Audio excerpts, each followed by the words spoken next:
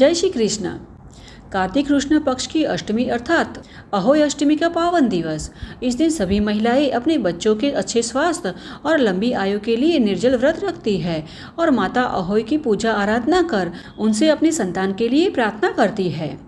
अब देखिए, हमारी सनातन संस्कृति में अनेक पर्व मनाए जाते हैं और यह सभी पर्व हमारे संस्कारों तथा वैदिक परंपराओं को आज की पीढ़ी तक पहुंचाने का एक माध्यम है। और इनमें से एक त्योहार है अहोई अष्टमी का, जिसमें सभी माताएं अपनी संतान की दीर्घ आयु और मंगलमय जीवन के लिए उपवास रखती है और तारों को अर्घ्य देकर अपने व्रत का पारण करती है। इस दिन महिलाएं प्रातःकाल सुबह जल्दी उठकर स्नान इत्यादि अपने नित्य कार्य पूर्ण कर अपनी नित्य पूजा कर लेती है और फिर अपने व्रत का संकल्प करती है।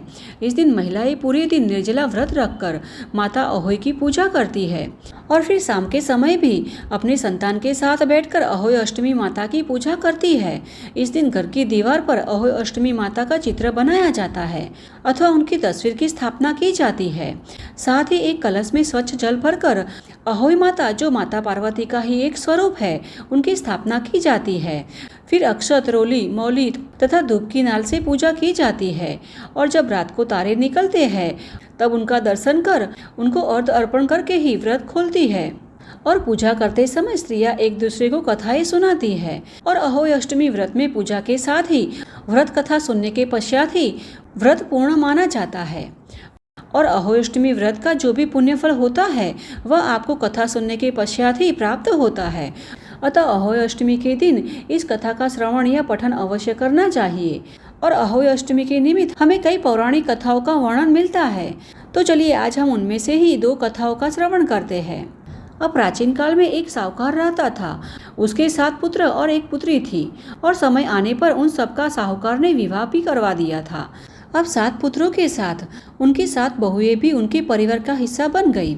साहूकार का पूरा भरा परिवार था। सब सुख शांति से एक साथ रहते थे। इस साहूकार की एक पुत्री भी थी जो दीपावली के अवसर पर ससुराल में मायके आई थी और दीपावली पर घर को लीपने के लिए 7 बहुएं मिट्टी लाने के लिए जंगल में गई तो ननंद भी उनके साथ जंगल की ओर चल पड़ी।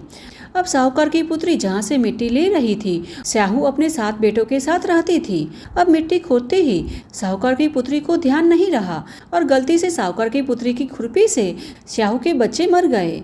अब अपने बच्चों को मरा हुआ देखकर स्याहू क्रोधित होकर बोली कि मैं तुम्हारी कोख बांध दूंगी। अब स्याहू की यह बात सुनकर साहूकार की पुत्री अपने 7 भाभियों से एक एक करके विनती करने लगी कि वह उसके बदले में अपनी कोख बांध ले, परंतु कोई तैयार नहीं हुआ। अब 7 भाभियों में से सबसे छोटी भाभी ननंद के बदले अपनी कोख बांधने के लिए तैयार हो जाती है। इसीलिए इसके बाद छोटी भाभी के जो भी बच्चे हुए वह सभी 7 दिन बाद मर जाते थे। अब इस प्रकार एक के बाद एक 7 पुत्रों की इस प्रकार मृत्यु होने पर छोटी बहू अत्यंत दुखी और विचलित होने लगी। इसीलिए उसने पंडित को बुलाकर इसका कारण पूछा। तब पंडित ने इसका उपाय बताते हुए कहा कि तुम सुरही गाय की सेवा करो। और छोटी बहू ने ऐसा ही किया और छोटी बहू की सेवा से सुरही प्रसन्न होती है और उसे स्याहू के पास ले जाती है। अब इस प्रकार मार्ग में थक जाने के कारण वह दोनों आराम करने एक वृक्ष के नीचे बैठ गई। तब अचानक साहूकार की छोटी बहू की नजर एक ओर जाती है। वह देखती है कि एक सांप गरुड़ के बच्चों को डंसने के लिए जा रहा था और इसीलिए वह सांप को मार देती है। इतने में गरुड़ पंखिनी वहां आ जाती है और लहू बिखरा हुआ देखकर उसे लगता है कि छोटी बहू ने उसके बच्चों को मार दिया है, इसलिए वह छोटी बहू को चोंच मारना शुरू कर देता है। तब छोटी बहू कहती है कि मैंने तो तुम्हारे बच्चों के प्राण बचाए हैं। तब अपने बच्चों को जीवित देखकर गरुड़ पंखिनी प्रसन्न होती है और सुरही सहित उन्हें साहू के पास पहुंचा देती है। वहां जाकर अब छोटी बहू स्याहू की भी सेवा करती है और स्याहू छोटी बहू की सेवा से प्रसन्न होकर उसे 7 पुत्रों और 7 बहुएं होने का आशीर्वाद देती है। अब इस प्रकार स्याहू के आशीर्वाद से छोटी बहू का घर पुत्र और पुत्रवधुओं से हरा भरा हो जाता है। तो इस प्रकार स्याहू के आशीर्वाद से छोटी बहू को अपना पूरा भरा परिवार वापस मिल गया। इस प्रकार सभी माताएं भी अहोई अष्टमी का व्रत कर अपने बच्चों की सलामती और लंबी आयु के लिए प्रार्थना कर अपने बच्चों को सुखी जीवन दे सकती है। अब आइए अहोई अष्टमी की एक और प्रचलित कथा का भी हम श्रवण करते हैं। और इस दंत कथा के अनुसार एक बार एक महिला अपने 7 पुत्रों के साथ एक गांव में रहती थी। उसके 7 पुत्रों का भरा पूरा परिवार था। अपने घर को सजाने के लिए कार्तिक माह में दीपावली से पूर्व वह अपने मकान की लिपाई पुताई करने के लिए मिट्टी लाने के लिए जंगल में गई और जंगल जाकर वह स्त्री एक जगह से मिट्टी खोदने लगी। वहाँ सेई की माद थी जो उसे नहीं पता था।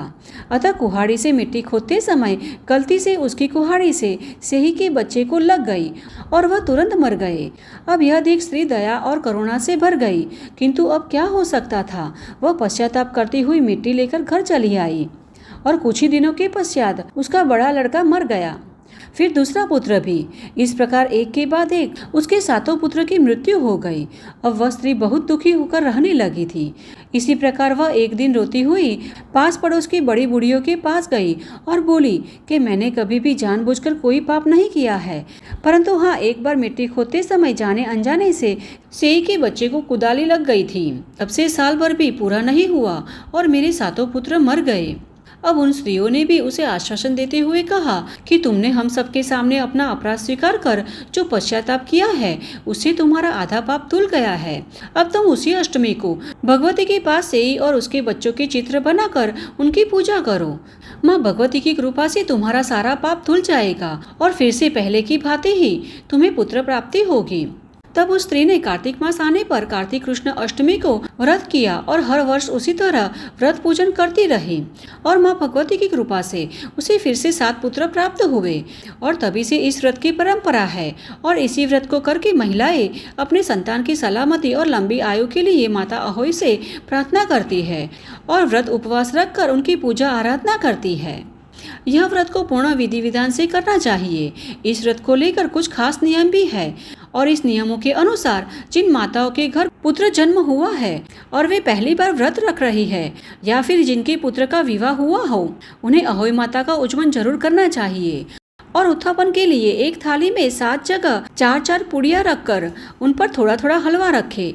इसके साथ ही एक साड़ी और ब्लाउज तथा उस पर सामर्थ्य अनुसार दक्षिणा रखने के बाद थाली के चारों ओर हाथ फेरे। उसके पश्चात श्रद्धा पूर्वक सासू माँ के चरण स्पर्श कर वह सभी चीज वस्तुएं उन्हें दे दे और जो वस्त्र और दक्षिणा में दिया गया सामान है वे सासू माँ अपने पास रखे तथा हलवा व पूड़ी का बायना बांट दे और यदि संभव हो तो बहन या बेटियों के घर बायना भेजना चाहिए। अहोई अष्टमी के दिन अहोई देवी के साथ सेई और सेई के बच्चों की पूजा का विधान है।